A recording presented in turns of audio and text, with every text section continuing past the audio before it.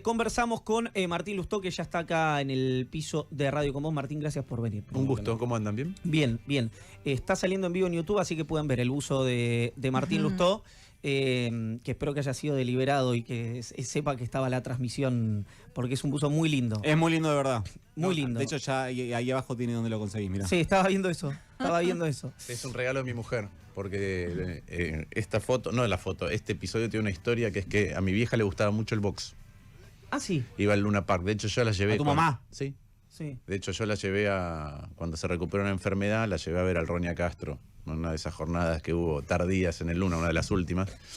Y a mi vieja le gustaba tanto el box que cuando la internaron para parirme, el 7 de diciembre de 1970, peleaban Bonavena con Cassius Clay, con Muhammad Ali. O sea, vos naciste el día de la pelea entre y entonces Cassius Clay y mi tío Bonavena. le regaló un televisor en blanco y negro para que internada para parir pudiera ver la pelea. Ah, es entonces, como pero Carla fanática. como Carla conoce el cuento, me regaló este buzo. ¿Hace cuánto ¿Hace cuánto que qué? te regaló el...?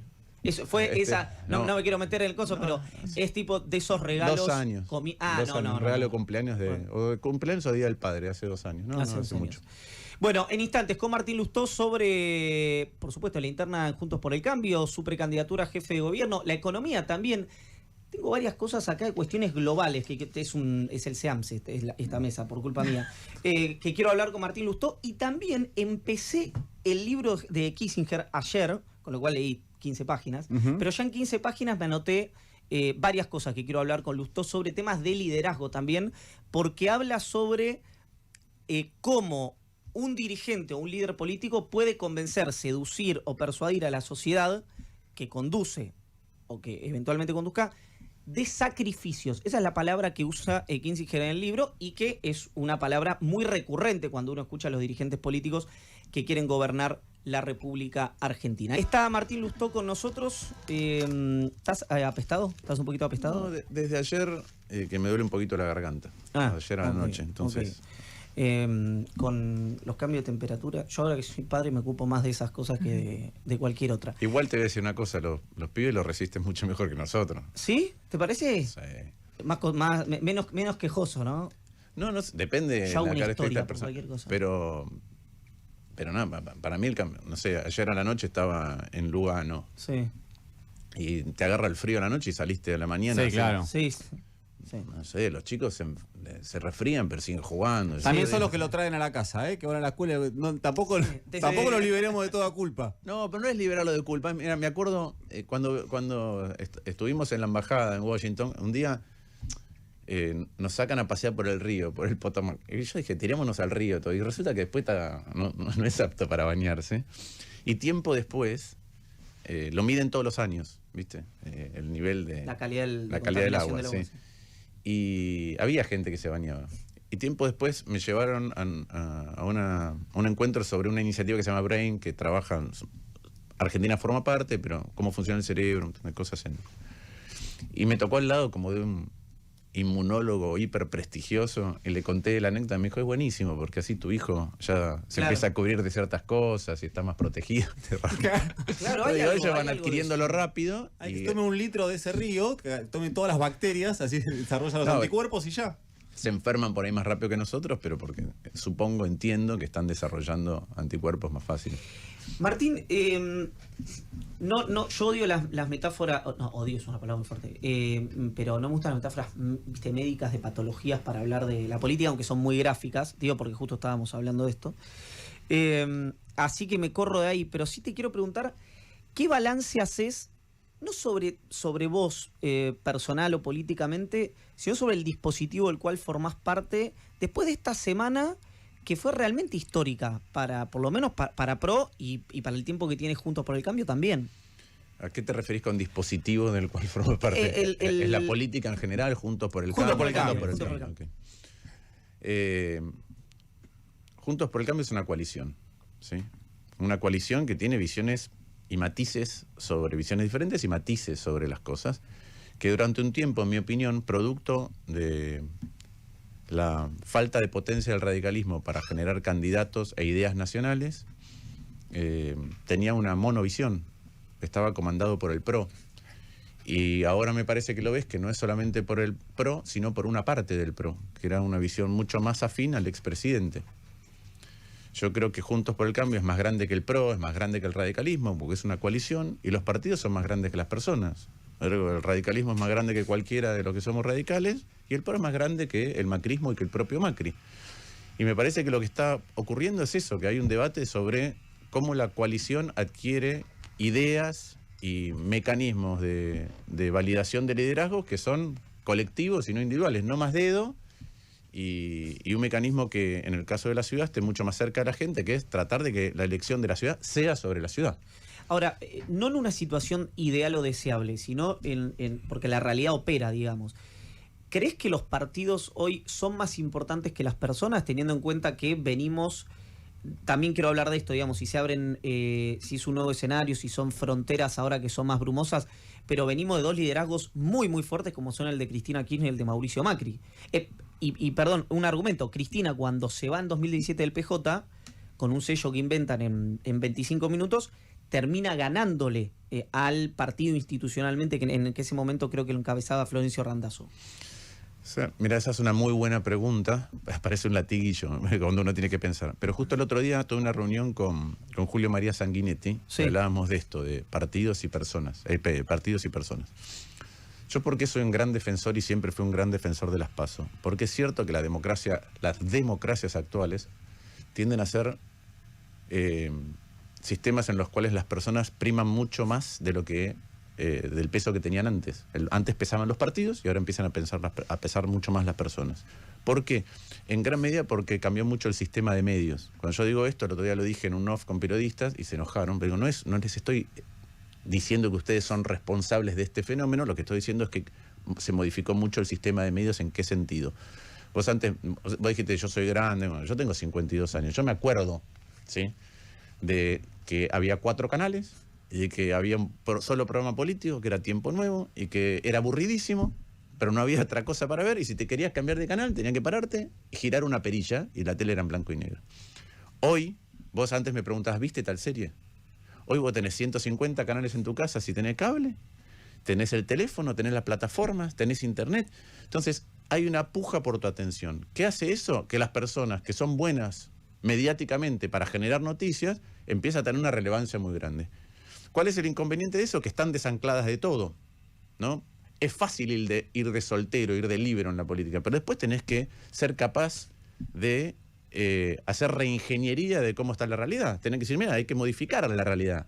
Para modificar la realidad no lo podés hacer solo. Entonces muchas veces pasa, hoy veía la nota de Hugo Alconada, que las figuras emergentes o son una estrella fugaz, si no están ancladas en un espacio más colectivo y se caen, o se empiezan a rodear de lo peor que había de la política, que es que lo que el resto de la política descartó porque no es bueno. Sí, lo que nosotros llamamos pasar la ambulancia. Sí, pasar la ambulancia por los perdedores, por los que no tienen votos, pero... Sí, y más allá, no solo los que no tienen votos. Gente que juega en los márgenes de la legalidad, totalmente, etcétera. Totalmente. Entonces, a mí que me gusta de las PASO, yo todavía sigo creyendo en los partidos como elemento bueno, como instrumento de la democracia. El problema es que los partidos muchas veces se cierran. Se cierran y al que tiene la llave, el apoderado, el que tiene 3 votos para una interna, dice no lo abro nunca más. En las PASO vos sos capaz de combinar las figuras y los liderazgos emergentes de cara a la sociedad, las personas, con la institución. Y entonces me parece que la conjunción de las dos cosas es lo más sano. Vos podés ser de Narváez, pero sos de Narváez un ratito. Vos podés ser Milei, pero te estás rodeando de lo peor de la política debajo y la gente no se entera. Me parece que la conjunción de las dos cosas es algo que tiene más posibilidades de poder transformar. Ahora, eso... Perdón, ese es un trabajo que en Evolución lo hemos hecho a lo largo y a lo ancho del país. Por eso cuando vos me preguntás el dispositivo en el que estás, no sabías si era la política, Juntos por el Cambio, el radicalismo o Evolución. Claro. Vos decís lo de Milei, que es interesante eso, porque si uno hace un escaneo sobre los acuerdos políticos que está haciendo en cada provincia, en cada distrito, es realmente... rancio. Sí, es impresionante, pero gente, yo no me quiero ir muy lejos porque trato de no adjetivar mucho cuando estamos hablando de cuestiones que son más interesantes, digamos, que la propia opinión, pero en los distritos que yo más conozco, como Bahía Blanca, digamos, o como otro distrito de la 6ª sección electoral, es como no sé cómo explicarlo. Viste que cuando uno vive en una ciudad chica, digo, que no es capital de provincia, etcétera, conoce a todo el mundo. Y decís, bueno, aquel es el que financia tal cosa, el otro es el que en realidad es el jefe político del presidente del club del barrio, etcétera, etcétera. Y es toda la gente que está al margen de la ley, pero que maneja... Bueno, toda esa gente que estaba, digamos, oculta porque su propia sociedad no la validaba, tomó, digamos, luz pública en base a las candidaturas de Milei, por lo menos en los distritos que conozco yo. Déjame que lo explique de otra manera, porque vos estás por ahí en el borde, que es, ¿cuál es la simbiosis? La simbiosis es un candidato que mide con un montón de gente que no mide, pero maneja plata. Exacto. Eso es. Ese es el resumen. Y entonces yo necesito plata, campañas fiscales, todo un ejército de cosas, y ellos dicen, por ahí encuentro un candidato y empiezo a colar yo en un lugar público al que nunca pudo acceder por mérito propio. Ahora, así todo te digo, con todas esas descripciones, por lo menos los números que miro yo y les creo, que ya son cada vez menos, pero existen, 35 puntos en Rosario, 30 en Córdoba, 35 en Mendoza, 20 y pico en la ciudad de Buenos Aires, etcétera, etcétera, etcétera. Y el ejemplo, mal ejemplo porque es un diseño institucional distinto, pero lo voy a decir igual el ejemplo, porque es un lugar común en el que quiero apalancarme, que es Bolsonaro. Es decir, una descripción que perfectamente le podría caber en su momento en la campaña de Bolsonaro y termina de presidente. Es decir, como el diagnóstico está bien, pero el resultado de alguna manera valida a esas posiciones más carismáticas, más personalistas. Yo me acuerdo, yo llegué a Estados Unidos en plenas primarias demócratas y republicanas. Y Trump llegó a decir que él podía matar a alguien en la Quinta Avenida y no mermaba ni un ápice Tenía razón. Su popularidad. Su popularidad. ¿Qué es lo que pasaba? Algo de lo que hablamos antes. Me acuerdo que el presidente Macri fue a Estados Unidos en las primarias para una reunión de la Cumbre de Seguridad Nuclear. Y me preguntó, apenas llegó, ¿Trump puede ganar su primera? Y yo le dije, Trump puede ser presidente. ¿Y cuál era mi conclusión? Esto que contaba antes de manera más estructural. Yo me acuerdo perfecto, un debate entre... había un debate republicano y un debate demócrata, con un día de diferencia. En el debate demócrata eran Bernie Sanders y Hillary. Estaban hablando del Exim Bank. Y Anderson Cooper... Sí, Anderson Cooper, sí. El presentador de la CNN. Tiene que parar y explicarle al público lo que es el Exim Bank. Ese era el debate, ese era el debate de los demócratas. En el debate de los republicanos... Subrayás lo lejano de lo que pasa dentro de las casas, digamos, de ese debate. Bien. Estoy hablando de espectáculo. Mirá lo que pasaba en el otro debate. 7 candidatos estaban hablando, se estaban diciendo de todos. A Ted Cruz, Trump lo llamaba el mentiroso Ted, y Ted Cruz le contestaba, creo que era Ted Cruz, decía... lo que estaba en duda, lo que estaban debatiendo es si el tamaño de las manos de Trump decía algo acerca del tamaño de su pene. Espectacular. Entonces decís, ¿quién puede ganar acá? Bueno, el que está trayendo más audiencia. Bueno, en el de Trump y Hillary, me acuerdo que yo lo que estás contando me lo perdí, pero sí me acuerdo haber visto los debates entre Trump y Hillary, en el que él evidentemente estaba hablándole, no a Anderson Cooper, a los presentadores de Fox News o a la platea que estaba viendo, y Hillary decía todo el tiempo fact check, como diciendo, ese es un dato perfectamente chequeable, esto es un hecho, lo pueden comprobar, y la apelación a la emoción, digamos, al redneck o a lo que sea, digamos, una reducción porque ganó Trump, termina, repito, siendo muy efectiva. ¿Por qué no lo sería en Argentina eso si lo fue en otros lugares? Pero es que eso ocurre en un montón de lugares distintos y tiene un efecto en Argentina. Después el problema es cómo terminan los países cuando intentan esas experiencias, ¿no? Entonces, que se conjugan dos cosas en todos estos fenómenos. ¿Te puedo interrumpir? Sí. Perdón, yo soy votante de Milei. Te digo, en Argentina... Era hora que lo digas, Sion. Y te digo, tampoco que con los políticos profesionales me fue bárbaro. Es cierto. No, por más que yo esté de acuerdo con vos, con lo que estás diciendo, me veo en el que está fastidioso, por más que a mí me gustaría convencerlo de lo contrario, decir, che, la política vale, etcétera. Pero, che, a mí me vengo nada hace 1000 años y no está bien la cosa. A eso iba. Estos fenómenos se anclan sobre dos cosas. Unas personalidades que no tengan restricción, ¿sí?, a la hora de decir cualquier cosa, y encuentren y sintonicen con una sensibilidad de un problema muy grande.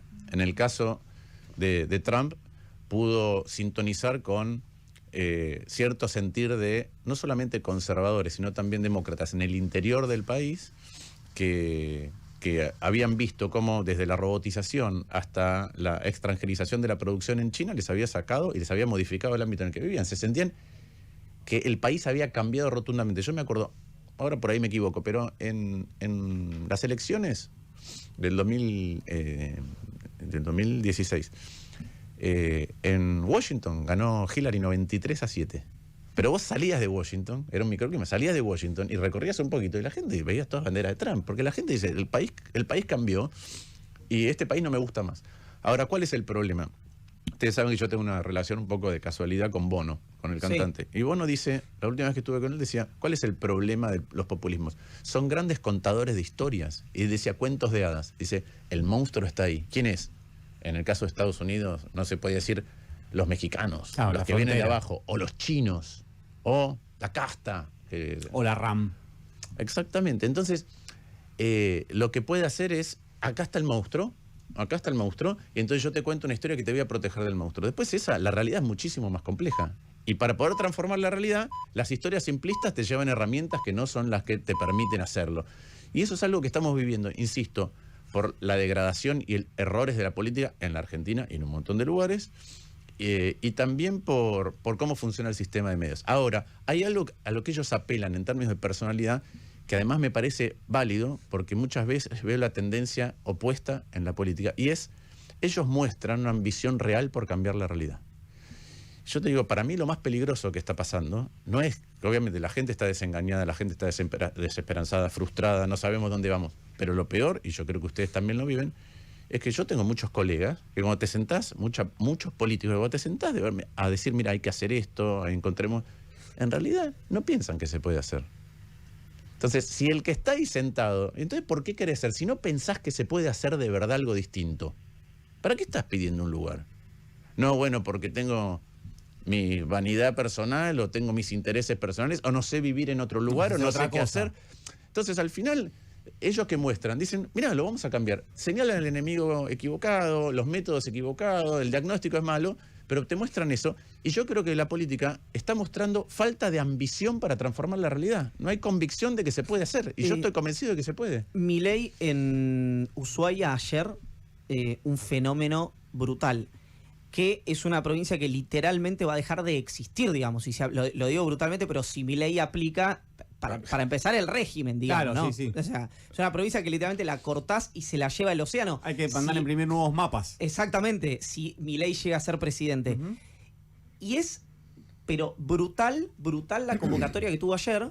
Y yo me resisto, pero persistentemente, a decir, bueno, es culpa de la gente esto que no es culpa de la sociedad, evidentemente es culpa de que el sistema no dio respuestas. Y la última, lo quiero dejar a Nico. Sí.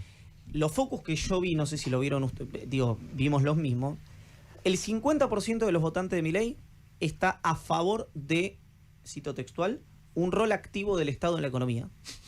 Es decir, no estamos hablando de que son seguidores de von Hayek de la escuela austríaca, y el 30% a favor de la protección industrial.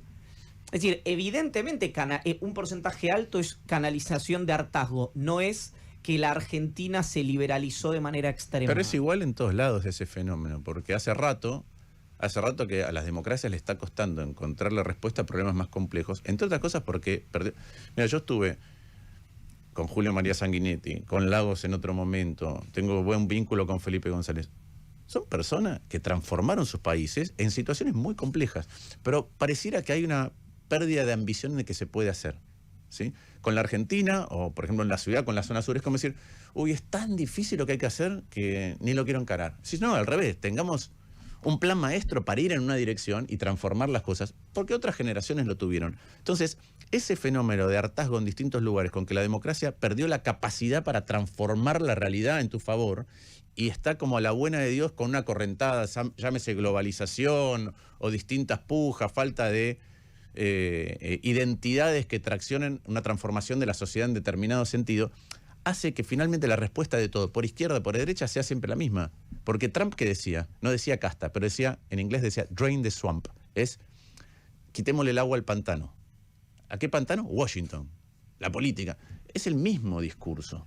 El de Podemos en España en su momento también, ¿no? El de Podemos en España, sí, la casta. La casta, exacto. Martín, me cuelgo de esto que estaban debatiendo respecto a Javier Milei. Esta semana, dos referentes de la coalición que integrás, no del partido que integrás, no del espacio dentro del partido que integrás, sino de la coalición que integrás, Patricia Bullrich, Mauricio Macri, mostraron muchas coincidencias con Javier Milei en la rural. Coincidencias de carácter del modelo económico, directamente. Y lo que quiero preguntarte, escuché hace muy poco, no recuerdo a quién, voy a ser injusto, que las PASO deberían servir para definir cuestiones de poder entre los espacios, pero no modelos. Que si hay modelos contrapuestos, no deberían ir a PASO, sino que deberían ser espacios distintos. ¿Hay distintos modelos económicos dentro de Juntos por el Cambio? ¿La UCR en términos económicos representa lo mismo que Patricia Bullrich, que Rodríguez Larreta, que Mauricio Macri? Mira, lo primero que creo es que hay mucha discusión de eslóganes, ¿sí? Que cuando bajás al trabajo en detalles, si es de verdad, si no es una discusión de eslóganes, si el debate es profundo, empezás a mostrar la inviabilidad de ciertas cosas, ¿no? Entonces, y la falsedad de algunos argumentos. Por ejemplo, yo veo siempre que el PRO, o la parte más dura del PRO, habla de superávit fiscal. Pero los que ordenan las provincias de verdad y heredan déficit y lo vuelcan a superávit son las gobernaciones radicales y las intendencias radicales. En la ciudad del 2007 al 2015, del 2008 al 2015, hubo déficit todos los años menos uno. Toda la gestión Mauricio Macri completa. Todos los años menos uno, que fue el año después de la crisis. ¿Sí? Y puedo explicar hasta por qué no hubo. Que el 2010. 2009, creo. ¿Por qué? ¿Me dejas defenderlo? ¿Sí? Es una actividad ingrata. Qué esfuerzo, pero dale. Pero, digo, no es lo mismo, me parece, administrar un déficit. Me pongo un abogado del diablo para deliberar. Con una ciudad que tiene una historia de deuda, que puede perfectamente tomar deuda para, no sé, hacer obras, esto, lo otro, que por ahí provincias que están muy vinculadas a la coparticipación o lo que sea para sus propias cuentas fiscales. Es decir, es más sana la cuenta externa de la ciudad que el de casi todas las provincias, te diría. Dos cosas te diría con respecto a eso. Primero, yo no soy alguien que se espanta por el déficit. Como vos estás diciendo, es por qué tengo déficit, qué estoy haciendo. Ahora claro, voy en segundo a eso. Claro. Segundo, sí es cierto que, no sé, en Mendoza, cuando Cornejo heredó, tenía una provincia, yo me acuerdo porque me consultó. Tengo deuda flotante que no puedo afrontar, tengo un déficit monstruoso, y lo ordenó. Y lo mismo pasó con Morales. Ahora la ciudad no tiene déficit. ¿Yo por qué no hago tanto hincapié en el déficit? Porque el déficit es el síntoma de un problema más profundo. La pregunta en la Argentina es si gastamos bien o gastamos mal. Para que nos demos una idea de qué estoy diciendo. Hoy gastamos por habitante en la Argentina, el Estado Nacional, después las provincias pasa lo mismo, ¿sí? Así que lo tenés que sumar a la cifra que te voy a dar. Pero hoy gastamos... No, hay un ruido medio raro que esperemos que lo esté saliendo al aire. ¿Es la compu o no? Sí, sí, podemos... Ahí está, un golpecito. Hoy gastamos 2,5 veces más plata por cada argentino que hace 30 años, ajustada por inflación. Es decir, el gobierno o el Estado Nacional, porque esto vale para todos los gobiernos, nos debería estar dando 2,5 veces más. Educación, justicia, seguridad, salud, infraestructura, jubilaciones. No pasa. Vos haces la cuenta y la cuenta te da que por familia estamos gastando 960.000 pesos más, otra vez constantes, que hace 30 años por familia, tipo, son 80.000 pesos por mes. Che, yo recibo en mi casa de distintos servicios 80.000 pesos más por mes. ¿En qué? ¿En seguridad, en educación, en salud? No, resulta que al revés. En general me tengo que ir a buscar la salud yo, la seguridad yo. Y cuando yo digo la seguridad yo, alguno dice, no, pero la seguridad privada es de algunos que viven en edificios. No, cuando le pones rejas a tu casa se llama seguridad privada. Claro. Cuando te tomás un remis porque tenés miedo de salir a la noche, es seguridad privada. Entonces, eso es lo que le pasó al Estado. Entonces, el problema no es el déficit. El problema es que el Estado gasta de una manera tal que genera desorden y tiene déficit. Muchos países tienen déficit, pero si tu déficit está producido porque gastás mal y cada vez más, eso genera un problema en la economía. Ahí yo tengo una discrepancia muy grande entre la derecha y la izquierda. Hay para mí una gran paradoja. Cuanto más de izquierda seas vos, más te tiene que preocupar que el Estado gaste bien. Correcto. ¿No? Porque yo quiero que un Estado sea más grande. Bueno, entonces que gaste bien. Porque si el otro que quiere el Estado mínimo no quiere Estado, no importa si gasta bien o mal. Si el Estado es el 3% de la economía, como en la época de Roca, ¿qué te importa si gasta bien? Pero si el Estado gasta mal y es Cuba, es una calamidad. Entonces hay un tema de productividad del gasto público. ¿Cuál es el problema que tiene la Argentina, en mi opinión? Porque vos mirás ciertas variables de la Argentina, mirás deuda, PBI, mirás déficit, no es muy distinto a otros países. Pero Jeffrey Sachs hace un año más o menos, así, ahora te vas a dar cuenta por qué lo digo, dijo algo muy interesante en un reportaje. Dijo, Argentina tiene 50% de inflación, ahora tendríamos que decir 100, pero cero reputación. Entonces, cuando vos tenés un poquito de déficit, tenés que apelar a emitir o tenés que apelar a emitir deuda. Y si tenés cero reputación, es un problema. Perdón. Para que me están diciendo hace 15 minutos que tengo que mandar una tanda, pero no quería cortar la conversación con Martín. Vamos a seguir hablando de... Quiero que me responda si hay modelos económicos distintos dentro de Juntos por el Cambio. Ahí está, porque le quedó la pregunta colgada a Nico. Yo quiero el pie menos sexy de la historia de la radio, pero Furman, el ex jefe de asesores de Obama, viene diciendo, che, la Fed sube la tasa y la inflación no se modera, sigue en el doble de lo que es habitualmente, lo dijo hace poco. Entonces, ¿por qué cuesta tanto ordenar la inflación? No en Argentina, somos una infeliz excepción global, pero también en los países como los Estados Unidos, que por supuesto a su manera, con otros problemas, también están con estas problemáticas. Está Martín Lustó con nosotros, venimos hablando de temas más estructurales, y Nico preguntaba recién, había quedado colgada la pregunta sobre si son distintos los programas económicos en Juntos por el Cambio. Mira, primero vuelvo a lo de los eslóganes, porque cuando se dicen eslóganes, todo parece muy distinto. Cuando te pones a laburar, yo creo que hay diferencias que se achican. Nosotros hemos hecho un ejercicio con el grupo de economistas de la Fundación Nuestra, con el de Gerardo Morales y con el de Larreta, y cosas que al principio tenían visiones distintas, cuando empezás, pero esto tiene esta consecuencia. Es decir, cuando tenés el criterio de realidad, mira, hay que poder hacerlo, tiene que tener un impacto positivo, tiene que ordenar el futuro, muchas de las discusiones se van achicando. Yo creo que lo que veo en una parte de Juntos por el Cambio, que ahí yo tengo diferencias, es, en la Argentina estamos hartos, ¿no? 7% de inflación. ¿Estás harto? Vos si le preguntas, ¿quieres un cambio? Sí, quiero un cambio muy profundo. El cambio muy profundo te dicen, es un ajuste de 8 puntos del producto. Y yo digo, siempre pasa lo mismo. Eso lo dice Macri. Sí. Y eso sería un cambio muy profundo, de hecho, pero con un impacto social tremendo. Pero siempre pasa lo mismo. Los que quieren hacer cirugía mayor son todos cirujanos, no son los pacientes. Porque la respuesta es, ¿qué le pasó hasta ahora a la Argentina desde el 2017 para acá? El salario real, formal, cayó 20%. El salario informal cayó 45%. Sí, sobre eso yo te quiero... Es inviable. Entonces yo creo que la discusión, cuando empezás a ver estas cosas, la restricción política, las restricciones económicas, lo que tenés que hacer es ordenar el futuro del Estado. Es decir, yo tengo que tomar decisiones colectivas o que tengan un consenso grande, que me ordenen grandes rubros. Y yo creo que hay 5 o 6 grandes candidatos donde habría mucho acuerdo entre los dos arcos políticos. A ver. Por ejemplo, un lado de la derecha te va a decir flexibilización laboral absoluta. El kirchnerismo, o la parte más dura del kirchnerismo, te va a decir, no, derecho de los trabajadores inalienable. Yo te digo, empecemos por algo. Hagamos un ejercicio de imaginación de cómo resolver las multas. Las multas generan litigiosidad muy alta, no van a los gremios, no van al Estado, son parte de un modelo noventista, donde cada uno se controlaba a sí mismo, como las AFJP. No entiendo por qué, salvo los abogados laboralistas la defenderían, y es un primer paso para iniciar un ejercicio de aproximación de cómo resolver ese problema que es grave para un montón de pymes. 2, sistema previsional. Sistema previsional, lo primero que hay que hacer es eliminar la jubilación de privilegio. Y son desde el corte para adelante. A partir de ahora, todos tus aportes van a la ley general.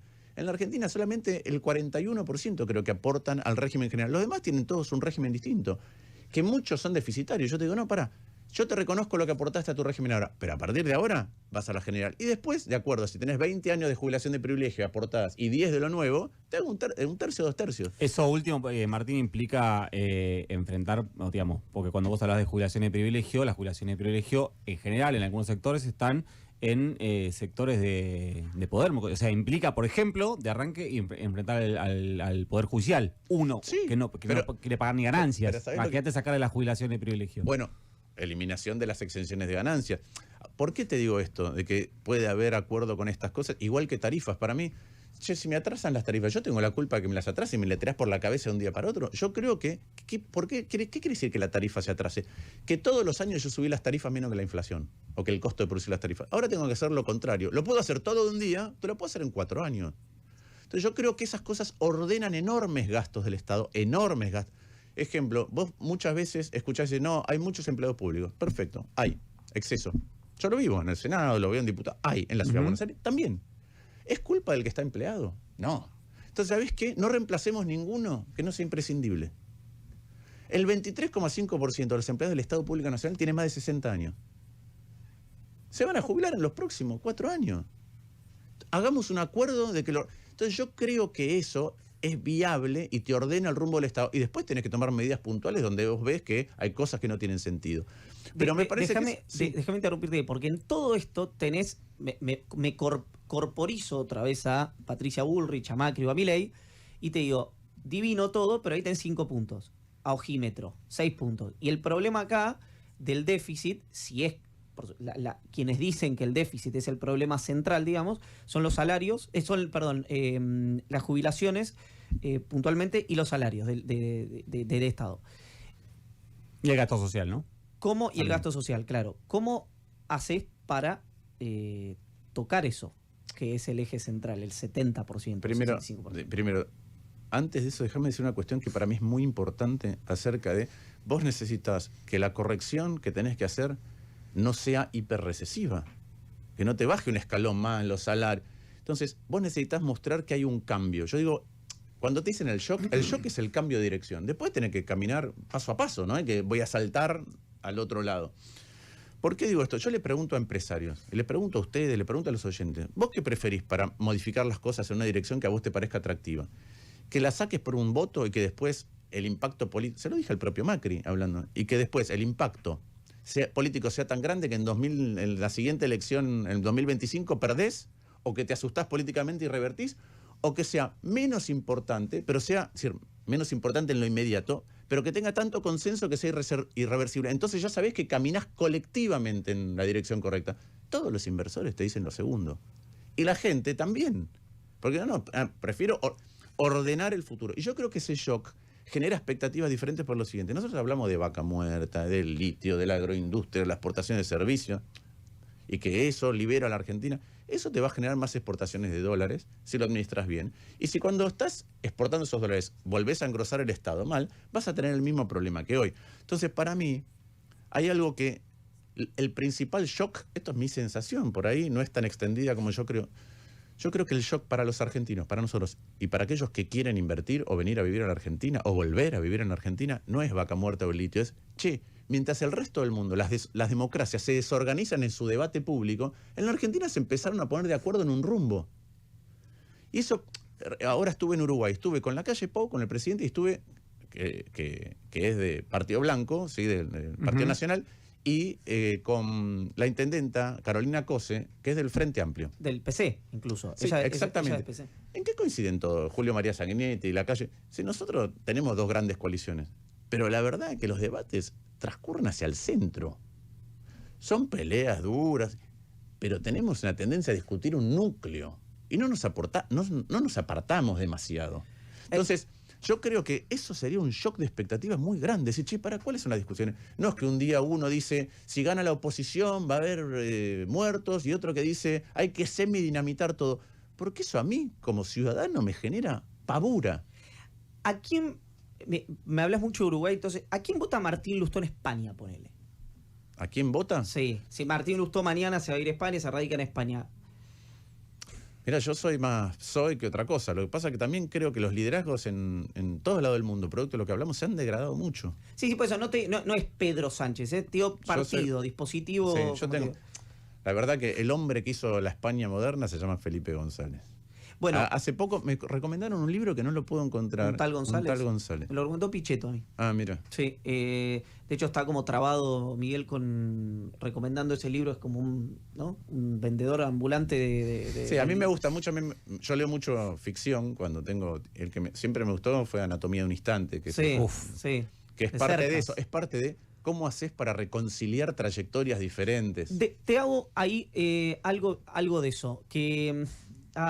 me trajiste el tema, lo tendría que buscar porque no me acuerdo, por supuesto, el textual, pero hay un elogio de la traición que hace Cercas en ese libro, que dice, un franquista, un comunista y un militar traicionan al franquismo, al comunismo y al partido militar, digamos, para poder hacer el acuerdo que España necesita. Es decir, de alguna manera se sacrifican si todos aceptan una condición que no les gusta de acuerdo a sus principios. Exacto. Digamos, el franquismo, que el Partido Comunista forme parte de la vida política. El comunismo, sacar de su estatuto... aceptar la monarquía. Aceptar, exacto. Y el partido militar, bueno, obviamente la validación, digamos, de todo ese proceso. Está bueno eso para que todos los que nombran el pacto de la Moncloa sepan de qué se trata. Claro, ¿no? bueno, Porque exacto. está muy instalado el discurso, pero... Y está en la idea de, bueno, acá todo el mundo tiene... Yo cuando escucho a los dirigentes políticos que dicen, la sociedad va a tener que hacer sacrificios, ¿no? La escuchaba, no te hago cargo a vos de esto, pero escuchaba a Vidal ayer. Digo, perfecto, ¿y vos qué sacrificio vas a hacer? No en términos de guita, no tus asesores, no esa pelotudez. Digo, ¿cuál es el sacrificio en términos de ideas? Es decir, ¿qué estás dispuesto a resignar? ¿Qué Pau Patrol está? ¿Qué estás dispuesto a resignar para llegar a ese acuerdo que decís que es necesario? Bueno, y eso, lo que no puedes resignar es la dirección en la que querés que caminen las cosas colectivamente. La dirección.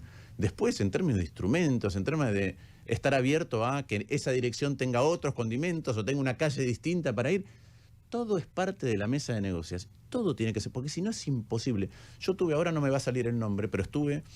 Vos sabés que el Pacto de la Moncloa tiene un correlato, que es la Constitución. Claro, ¿sí? Correcto. En la Constitución estuve con uno de los padres de esa Constitución y me decía, ¿cuál es una diferencia de estado de ánimo? El Pacto de la Moncloa es una diferencia de estado de ánimo. ¿Entre qué y qué? Me dice, entre un contrato de compra y venta, donde lo que yo cedo lo ganaste vos y lo perdí yo, y en la constitución de una sociedad comercial, en donde cada uno ve que pone para que la sociedad tenga los recursos para cumplir su cometido, el cometido de su estatuto. Entonces son modos y estados de ánimo distintos. Y tiene que ver con lo que decías vos del liderazgo. Esa cita que vos decís de Javier Cercas es de un francés, si no me equivoco. Hace sobre el elogio de la traición, sobre un libro. ¿Lo puedo leer? Sí. Dice... A veces, bueno, voy a leer la parte, hablaba, esto eran Suárez, Gutiérrez, Mellado y Carrillo, a quienes me refería yo, y dice, a veces solo se puede ser leal al presente traicionando el pasado. A veces la traición es más difícil que la lealtad. A veces la lealtad es una forma de coraje, pero otras veces es una forma de cobardía. A veces la lealtad es una forma de traición y la traición una forma de lealtad. Quizá no sabemos con exactitud lo que es la lealtad ni lo que es la traición. Tenemos una ética de la lealtad, pero no tenemos una ética de la traición. Necesitamos una ética de la traición. El héroe de la retirada es un héroe de la traición. Esto era lo que recordaba. La cita que hace Javier Cercas. Vos fíjate, pero le voy a agregar un condimento más a eso. Porque lo que no puede pasar, cuando vos decís, yo no voy a traicionar la dirección en la que quiero que caminemos colectivamente, pero lo que no puede pasar es que la traición sea cobarde. Porque en la anatomía de un instante hay dos grandes principios. Uno es, mirá, para construir algo con el otro, algo tengo que ceder, que eso es lo que vos estás diciendo. Pero los tres personajes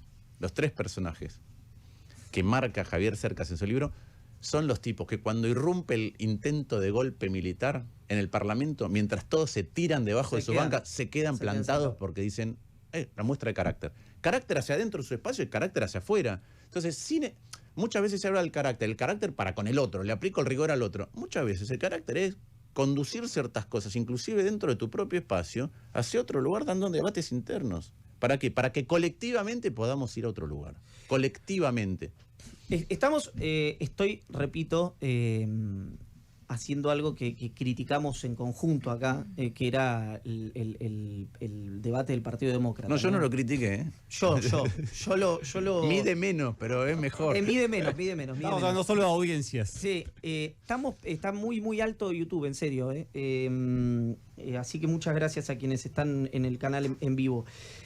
Quiero hablar, me quiero meter un poco puntualmente en la ciudad de Buenos Aires, así que voy a dejar a Kissinger si llegamos. No, ya pero ¿puedo decir algo? Yo no sé qué ibas a leer sobre el liderazgo. Pero lo leo rápido. Dice, el liderazgo es aún más esencial, dice Kissinger. 30 páginas del libro. Pero empecé ayer. En los agradecimientos. Claro, lo empecé ayer. Claro, exacto. Acá dice que le agradece imagen. Te ven hasta dónde llegaste. El liderazgo es aún más esencial durante las transiciones, cuando los valores y las instituciones pierden relevancia y el plan esbozado para un futuro digno es objeto de disputa. En esos momentos los líderes están llamados a hacer diagnósticos y a pensar de manera creativa. ¿Cuáles son las fuentes del bienestar de la sociedad y las de su decadencia? Bueno, bla, bla, bla, bla, bla, bla, bla. ¿Qué objetivos merecen un compromiso y qué perspectivas deben rechazarse por muy tentadoras que sean? Y en el extremo, ¿es la sociedad lo bastante vital y segura para tolerar el sacrificio como paso intermedio hacia un futuro más satisfactorio? Esto era lo que digo porque escucho mucho la palabra sacrificio y también parece que la sociedad ya hizo muchísimos sacrificios, digamos. Sí, primero, a mí no me gusta hablar de la austeridad porque creo que lo que necesitamos es reconducir el Estado hacia la sobriedad, que no gasten pelotudeces, que tenga claras las prioridades. Y me gusta mucho una frase de Harry Truman sobre el liderazgo. Harry Truman dice, ¿qué es liderar? Es convencer a la gente de algo que en el fondo ya sabían que tenían que hacer. Y a mí no me gusta hablar de sacrificios porque la Argentina viene haciendo sacrificios sin ningún fin, no ocurre nada, pero sí me gusta pensar que hay objetivos que se transforman en colectivos si somos capaces de hacer ese ejercicio que hablamos de la transición española, y después tiene que haber compromisos individuales con el objetivo. Compromisos individuales que vos vas a ceder algo, ¿sí? Entonces, muchas veces, yo por ejemplo, yo soy admirador de lo que hizo Israel, pero ahí que tenés un objetivo colectivo y después tenés compromisos, todo el mundo está comprometido con eso. Podés tener debate, pero hay ciertas cosas en donde hay un compromiso. Y las grandes transformaciones tienen las dos cosas. Tienen un objetivo que es colectivo y después es poder despertar compromiso individual. No sacrificio, compromiso. Y donde vas a hacer un esfuerzo, sí, pero no es un sacrificio. Sacrificio es otra cosa. Sacrificio es algo que no recuperas nunca más. En el fin de la metáfora, últimos 25 minutos. Muchísimas gracias a quienes se comunican con nosotros. Ale, ¿tenés en nuestro WhatsApp algunos mensajitos? Me gustaría que la inteligencia artificial pueda identificar cuáles son las necesidades de un bebé. Por ejemplo, escribir llanto, mejillas sonrojadas, brazos extendidos, y me conteste hacerle masajes en los pies, por ejemplo, ¿no? Y así siempre aliviante y alienante al mismo tiempo. Al principio en general es hambre, sueño y cólicos, ¿no? Digo, como en líneas generales. No pasé por la experiencia aún. Te la debo. A ver. No, que hay siempre me asombra cómo los médicos cuando tenés un hijo no te dan una lista de esto es grave y esto es no. Claro. A mí mi hijo tuvo como falso croup, estaba durmiendo conmigo, estábamos en Estados Unidos y se ahogaba, hacía como, viste, una tos de foca y parece que se está ahogando. Y salís corriendo y la verdad que, ¿sabés cuál es la resolución inmediata del problema? Es meter la cabeza en el freezer, me dijeron. Bueno, porque uno le trata de dar calor, pero uno le trata de dar calor y lo contrario para desinflamar. Pero es como que... Yo que me decís en la canilla con agua fría pensé, pero debe ser más o menos el mismo proceso. Lo que tiene que pasar es que se desinflame. Claro. Pero más allá de eso es, cuando vos sos padre primerizo, no sabés qué tan graves son las cosas. Y no te dice, mira, preocupate por ABC. Sí. Si le pasa una de estas cosas, salí corriendo al hospital. Bueno, te dicen fiebre a más de 38, es el único dato que te dan. No, es un... y aparte es realmente como que rompes un nivel, o sea, subís de nivel fuertemente en el miedo, ¿no? Yo que siempre digo lo mismo, yo que me quedé solo, digamos, muy chico, era una sensación medio que el miedo no la tenía, porque ya la había dejado atrás. ¿Nació mi hijo? Literalmente soy la persona más temerosa de este mundo, que me imagino que es una sensación compartida con los padres primerizos. Yo tengo un amigo que tuvo hijos antes que yo y es una mente muy particular, muy, muy divertido, y cuando le digo cómo es, me dice, es como pasar a ser actor secundario en la película de tu propia vida. Claro, es eso, es literal, es literalmente eso. Pues, Ale, dame 2 mensajitos más. 1553798990, ahí nos escriben: hola a todos, me gustaría que la inteligencia artificial tenga registro de los cumpleaños de mis seres queridos y que unos días antes me sugiera regalos personalizados. Eso es genial, ¿eh? Bien. Elegir uno y que se ocupe de mandármelo a casa. Saludos, Pilar de la Plata. Y por aquí dicen: buen día, Iván y equipo, me gustaría que la inteligencia artificial me pase los mejores precios de los productos que anoto en mi lista de compras semanales en los comercios de cercanía. Yo le puedo pedir algo a la inteligencia artificial. Sí, claro. Tengo un amigo que hace diseño. Sí. Me dice que además del chat GPT, hay otro que está todavía en beta que hace diseños, es decir, hace diseños, pero no que copia. No, vos decís, quiero... Produce. Sí. Entonces me dice, con eso yo puedo reemplazar, es gravísimo, puedo reemplazar a todos los diseñadores jóvenes, salvo que sean hipertalentosos. A mí me gustaría que la inteligencia artificial nos dijera a los argentinos cuáles son los trabajos que vamos a tener en el futuro que la propia inteligencia artificial no puede reemplazar. Claro, sí. Para demandar. Para saber qué estudiar. No, y para empezar a diseñar un futuro colectivo. Martín, me voy un poquito a la sociedad en términos de política pública. Buenos Aires tuvo subte, perdón, estoy como trabado con este tema, pero tuvo subte antes que Madrid. Y hoy tenemos, quienes vivimos en la ciudad de Buenos Aires, una línea de subte mucho más chota, para decirlo en francés, que San Pablo, que DF, etcétera, etcétera. ¿Por qué pasó eso? Pasa por varias cosas. Primero, Buenos Aires tuvo la segunda red de subte después de Nueva York en toda América. después de Nueva York. Ahora Santiago tiene mucho más kilómetros de subte que nosotros. Primero, hay veces que no ha sido prioridad extender la red de subte y como dije, has multiplicado el gasto en otras cosas que no son prioridad. Segundo, no estás exento del problema general de la Argentina, que para financiar obras de infraestructura caras, el financiamiento o el costo es muy, muy caro. Entonces vos fíjate que no pasó solo con los subtes. Yo uso como ejemplo de lo que le pasó al Estado en la Argentina, los trenes. El tren a Mar del Plata tarda más que en 1957, cuando se inauguró. Ahora reinauguraron a Mendoza y tarda más que cuando se inauguró. Entonces, toda la infraestructura se ha degradado. Tenemos un colchón de infraestructura todavía en la Argentina que hasta hace unos años era mejor que el resto de Latinoamérica. Ahora ya no. Entonces, todo cuesta más. Lo que no puede ser es que porque cueste más, vos digas, entonces nunca lo pienso, porque ya lo veo imposible. Entonces, yo creo que hay que pensarlo y que hay ciertas prioridades en cuanto a cuáles son.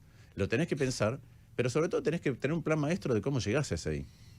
Ahora, te pregunto por la ciudad, no solamente por tu candidatura, sino por el PBI, famoso PBI per cápita que tiene la ciudad de Buenos Aires, porque hay una multiplicidad de explicaciones por el cual la Argentina u otras provincias no pueden hacer lo que no pueden hacer, es una tautología, pero la ciudad tiene mucha guita, en comparación de última, por lo menos. Guita, mira, la ciudad tiene varias cosas. Primero, cuando ves el PBI es una medida, en gran medida, sobre todo en la ciudad de Buenos Aires, privada. Es decir, cuando vos ves qué linda es Buenos Aires, pero claro, mucho de lo que ves son edificios, es privado. ¿Qué tiene Buenos Aires de infraestructura? Tiene infraestructura heredada de cuando era solamente la capital federal, ¿sí? Y entonces no era un lugar autónomo. Hospitales, el propio subte, las estaciones de trenes. Vía pública. Muchas cosas tiene heredas. Después, en términos de presupuesto por habitante, tiene menos que Neuquén. Hasta hace poco, la última vez que miré, tiene menos que Santa Cruz. Entonces, no es que el presupuesto permite hacer grandes obras, debería permitirlo, porque las grandes obras, vos sabés que no se financian. Antes hablábamos del déficit. Si vos haces grandes obras que son productivas, está bien financiarla con deuda. Ahora, hoy en la Argentina, endeudarte para grandes obras es muy caro, pero hay que empezar a caminar en esa dirección, de que la red de subtes tenga, como tiene otro lugar, un anillo circular, es decir, que vos puedas interactuar entre todas las redes de subte, extender algunas, ¿sí? Mejorar las cabeceras de algunas. ¿Vos tenés un plan puntual para eso? Sí, mirá, nosotros tenemos un equipo en cada área y tenemos un experto en transporte que es realmente extraordinario. Trabaja en todos los países del mundo, lamentablemente menos en Argentina. ¿Cómo se llama? Pablo Belenqui, si un día lo quieren entrevistar.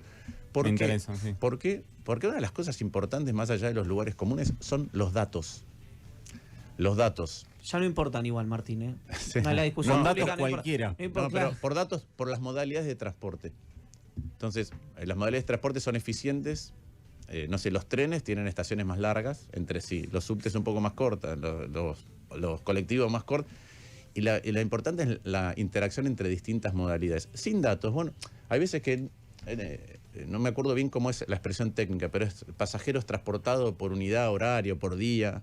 Y a veces dice, en Argentina no tenemos datos. Entonces vos haces una ruta, les haces doble carril y después ves la cantidad de gente que pasa y decís, ¿para qué hice dos carriles acá? Y en otros lugares no. Entonces necesitas un estudio mucho más profundo de cómo integrar distintas modalidades. Buenos Aires, la SUBE debería tener esos datos para ver cómo se mueve la gente. Pero sobre todo hay un enfoque muy importante en el transporte, que es, uno, las ciudades tienen que lidiar con la congestión. Entonces, a menos que integres un montón de visiones distintas, desde el estacionamiento, vos decías Waze, datos sobre los flujos de tránsito, coordinación de distintas modalidades de transporte, no resolvés el problema principal, que es la congestión. Acá lo que tenés que resolver es la congestión. Y lo otro tiene que ver con las diferencias que existen en materia de desigualdad.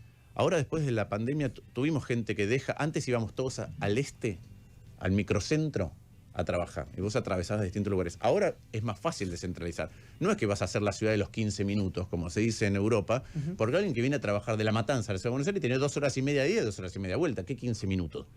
Pero sí se pueden generar otros polos. Vos fíjate la aproximación que ha tenido, no solo el PRO, sino históricamente, de los militares en adelante, al sur de la ciudad. En lugar de generar un polo de erradicación, lo que hacen es, te bajo un plato volador. Un día te hago un parque de atracciones.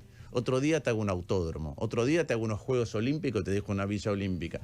Pero la gente en esos lugares va y vuelve. Y el local finalmente queda con una infraestructura muy grande que se usa pocos días, que genera una barrera urbana para moverse. Es el monorriel de los Simpsons. Y que no le modifica la realidad cotidiana. Y eso sí se puede resolver si vos, desde distintas estrategias, si yo quiero desarrollar esto de otra manera urbanamente, como pasó, si querés, un poco con el polo de Holmberg. ¿Viste? Cuando vos salís para el oeste acá, decís, che, acá se modificó. ¿Qué? Se mixturaron usos. Sí. Ah, sí. A ver, hay si uno dice, bueno, ¿cuál es la opción política que habla de bajar impuestos? En general es Juntos por el Cambio y el PRO fundamentalmente en eso. Ahora, hoy leía una nota, justo hoy, en Infobae, entre Infobae, una nota de Juan Manuel Valdés, que es legislador del Frente de Todos. Y Valdés dice en la nota que la presión tributaria desde que asumió el PRO, la Ciudad de Buenos Aires, subió 71% en estos... ¿Cuántos son? 16 años se van a cumplir. 15 hasta ahora. Claro, Sí, se van a cumplir 16 años. ¿Pueden convivir esas dos cosas? La demanda por una baja, porque son realidades distintas, o no hay consecuencia entre prosa y acto en la gestión del PRO en la Ciudad de Buenos Aires. Bueno, yo creo que a eso me refería cuando se habla en eslóganes y no se hurga un poquito más en cómo es la realidad de la gestión. Entonces, no me tendría que chequear los datos que tiene Valdés y cómo está midiendo él la presión tributaria, si es correcto o no, pero ha pasado, si vos gastás más, significativamente más, y tenés hoy en día un déficit acotado, de algún lugar estás sacando la plata, por ende sube la presión tributaria, a pesar de que por ahí no subas algunas alícuotas, sube la presión tributaria, por ahí porque recaudas de otra manera. Pero sí, ha habido aumento de la presión tributaria en la Argentina en general, ha habido aumento de la presión tributaria en la Ciudad de Buenos Aires. Yo creo que el camino que tiene que mostrar el Estado en todos lados es mostrar que vos podés brindar, ya sea por priorizar mejor, ya sea por gestionar mejor, podés bajar impuestos mientras vas mejorando la calidad de los bienes y servicios. Nosotros tenemos que aumentar la productividad del Estado. Si aumentamos la productividad del Estado, el Estado tiene dos caras. Te provee servicios y es un costo. Es un costo para producir, es un costo para exportar. Para mí esta es una concepción que a veces, cuando haces énfasis en el déficit, la Argentina muchas veces te dice, bajemos el déficit, que van a venir capitales de afuera y vamos a resolver nuestro problema. Nunca se resolvió así. Nunca. ¿Y cuál es el problema para aumentar las exportaciones? Que siempre decimos, tenemos que exportar más. Que vos cuando exportás tu Estado. Entonces, yo siempre pongo, no sé, el ejemplo, suponete que acá, los teléfonos. Yo digo, mira, perfecto. El chip vale lo mismo, en la pantalla cristal vale lo mismo, el plástico, lo que sea alrededor, vale lo mismo, la mano de obra vale lo mismo, la energía vale lo mismo, la logística vale lo mismo. Y es de la misma calidad que en Chile. ¿Yo puedo competir con Chile haciendo iPhone? Sí. ¿Por qué no? Ahora te digo, ¿qué pasa si mi Estado, que es el 54% del costo de producción, es más caro y es peor? ¿Puedo competir? No, por supuesto no. Sí podés competir. ¿Sabés cómo? Haciendo más baratas tus cosas. ¿Cómo lo resuelve Argentina? Abaratar para competir. Subsidios. Con devaluaciones, con un tipo de cambio más alto. Entonces, cuando tu Estado se transforma en peor que el resto de los estados y es más caro, lo que pasa, lo que nos está pasando, que somos todos más pobres en el concierto de trabajadores del mundo, porque el dólar tiene que estar más alto para poder exportar un Estado peor. Asume, me quedan 5 minutos, así que voy a ir palo y palo. Asume mañana Rodríguez Larreta. Y vos tenés la desgracia que no ganás en la Ciudad de Buenos Aires. Dice, Martín, sos mi ministro de Economía, déjame inventar, ¿no? Todo esto. Primero vamos a ganar en la ciudad. De esto quiero hablar. Y te dice unificación cambiaria. Devaluación, ¿o no? ¿No? Porque uno puede decir, bueno, a qué nivel están los precios hoy, etcétera. ¿Se hace una unificación cambiaria y en qué precio? Primero, ¿unificación cambiaria el primer día? Yo soy Larreta, vos sos el ministro. No se puede hacer una unificación cambiaria en la Argentina el primer día. No. Y además yo me acuerdo perfecto. Antes de que asumiera Macri, estuve en la casa del que después iba a ser un importantísimo funcionario económico del gobierno, con Andrés Velasco, que fue el ministro de Finanzas de Bachelet, y dijo, si ustedes hacen eso, van a cometer un error. El hacedor del milagro Bachelet, ¿no? Velasco. Un tipo muy bien valorado en Chile. Sí. Entonces, yo creo que eso no se puede hacer. Lo que sí tenés que... Yo creo que vos podés hacer... Después podemos hablar en cómo, y te puedo decir cuál es nuestra visión. Yo creo que vos tenés... Si generás esta expectativa que yo te digo de acuerdo, a mí me parece que va a haber interés en invertir en Argentina, nuestro y de los de afuera. Y eso te va a hacer bajar el blue. Y evidentemente ya las medidas de masa te están mostrando que No podés generar dólares con este tipo de cambio comercial. Decís, vamos a ganar la Ciudad de Buenos Aires. Hay una hipótesis, digamos, que está sobre la mesa, que es que es tal vez el momento, desde que PRO gobierna, que más chances tiene de perder la Ciudad de Buenos Aires. La Ciudad de Buenos Aires hoy está gobernada por una coalición, que es lo que a veces algunos no entienden. La coalición Juntos por el Cambio se constituyó en la Ciudad de Buenos Aires en 2019. A mí no me dejaron competir dentro de Juntos por el Cambio ni en 2015 ni en 2017. Ahora gobierna una coalición. Bien. ¿Por qué esto es un racional mío, por qué le insisten, está bien que por ahí ahora con menos énfasis, a Jorge Macri, que no puede competir, si la alternativa a Jorge Macri para vos tal vez es más difícil, puede ser un rival o una rival más difícil respecto a la migración del voto que el propio Jorge Macri? Para decirlo en criollo, si Macri no es candidato, Quirós o Vidal, enfrente tuyo, son candidatos más difíciles para vos que el ministro de Gobierno. Primero, esta es mi opinión personal y siempre fue así, yo siempre competí, siempre jugué en las PASO. Para mí, la competencia buena con reglas claras, lo que hace es transparentar cuáles son las alternativas y le dan a elegir mejor al ciudadano. A mí no me preocupa con quién compito, ni no lo digo por sobre... Sinceramente, si el otro me gana en el test del voto popular, quiere decir que para liderar en democracia mejor que yo. Punto.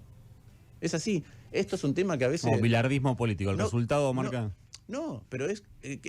¿cómo elegimos en democracia? Elegimos por el voto popular. Y si alguien tiene más votos que vos, bueno, para la gente, en ese momento, es mejor que vos para liderar lo que viene. Entonces yo no le tengo miedo a la competencia de ningún tipo. No le tengo miedo. Entonces no hay una especulación de quién tiene que ser candidato. Lo que sí es importante es que las reglas sean iguales dentro de una coalición. Martín... sí. No, dale. No, que respecto a la última decisión que tomó Horacio Rodríguez Larreta de ir a elecciones concurrentes, nos podemos saltear toda la parte de que está dentro del marco legal, que cumple con la ley de la ciudad, todas cosas que sabemos, pero también sabemos, sobre todo nosotros que hablamos con mucha dirigencia política, que había una decisión que tenía que tomar Larreta, que estaba la posibilidad de unificar las elecciones como se votó en 2019, que podía hacerlo, que tenía la mayoría para hacerlo, y que sin embargo, por una cuestión de carácter, esto lo digo yo, estrictamente político, más allá de que lo hizo dentro del marco legal, decidió ir a las elecciones concurrentes para darte a vos la posibilidad de competir en igualdad de condiciones contra quien sea el candidato del PRO en una PASO de Juntos por el Cambio. Que si iba a hacer elecciones unificadas, iba a tener más posibilidades ellos porque consideran que tienen candidatos a presidente más potentes. Desarrolle. Primero, vos lo que estás diciendo es el lado que se está quejando quería reglas sesgadas. Las reglas sesgadas nunca son buenas para la ciudadanía, porque en lugar de permitir la libre competencia, otra vez, en igualdad de condiciones, y entonces que se transparente lo que cada uno representa, los proyectos, los apoyos, hacia dónde quiere ir, las propuestas, termina determinada la elección por otras cuestiones. Recordemos lo siguiente, y por eso es importante lo que pasa en otros lugares. La ciudad de Buenos Aires tenía una ley hasta el 2018 en donde se votaba en fecha distinta a la nacional. Porque vos querés, por un lado, debatir quién querés que te gobierne a nivel nacional y quién te gobierna a nivel local. Y se autonomizan una cosa de la otra, y es la mejor manera de elegir. Y a veces decimos, vamos a elecciones 6 veces. Realmente, para mí no es grave si vas a las elecciones muchas veces. A mí me gusta el modelo de elecciones separadas totalmente. Porque cuando tenés que elegir jefe de gobierno, debatís la ciudad. Cuando tenés que elegir presidente, debatís lo nacional. Y elegís con más información. Porque a veces en una sociedad o en un estado que gasta mal y que tiene déficit, tiene inflación, el tema del costo de la política se transforma en algo que debatimos. Resulta que a veces en algo que hacemos cada 2 años, un día, empezamos a debatir si es mejor votar 2 veces, 3 veces, 4 veces y que no modifica. Yo prefiero que las cosas estén autonomizadas. La decisión que se tomó es acotar la cantidad de veces que vamos a las urnas, pero que los debates transcurran por carriles separados y se vote de manera separada. No tengo más tiempo, voy la última. ¿Te hace sentido este razonamiento? Macri ha criticado a Cristina durante muchísimo tiempo por no permitir la competencia interna del peronismo y por elegir los candidatos a dedo. Y hoy, o en la última semana, en los últimos 15 días, intentó hacer eso él en Juntos por el Cambio, digamos, ¿no? Impugnar esa competencia. ¿Te hace sentido ese razonamiento o crees que son escenarios distintos? No, cuando Macri dijo que no va a ser candidato, yo pensé que, y me parece que él lo dijo, lo que habría es a renovación de liderazgos, y habló de los liderazgos mesiánicos que eligen.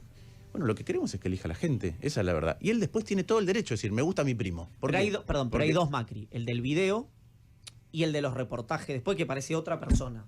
yo comparto eso. Lo que me parece, ¿sí?, es que él abrió y dijo, bueno, le estamos entregando el poder a la gente, que es el argumento de la boleta única. La boleta única le saca el poder a la corporación política, a los que tienen la lapicera, armar una lista, esconder al que quieren debajo, que es lo que hablábamos antes que está pasando con Milei en algunos lugares, y le da el poder a la gente de que pone una cruz en un lugar o toca una pantalla. Entonces, él dijo eso y después, para mí tiene todo el derecho del mundo de decir, me gusta mi primo, lo conozco de hace mucho, nos criamos juntos, sé de qué va y todo, pero no de encegar las reglas, porque entonces sí está usando el poder del Estado para que sus deseos personales ocurran. Y eso es claramente equivocado. Pero además es malo por otra cosa, porque... Breve, te necesito. Sí, súper breve. La verdad que yo creo que la ciudad... El PRO la gobernó 16 años, ¿sí?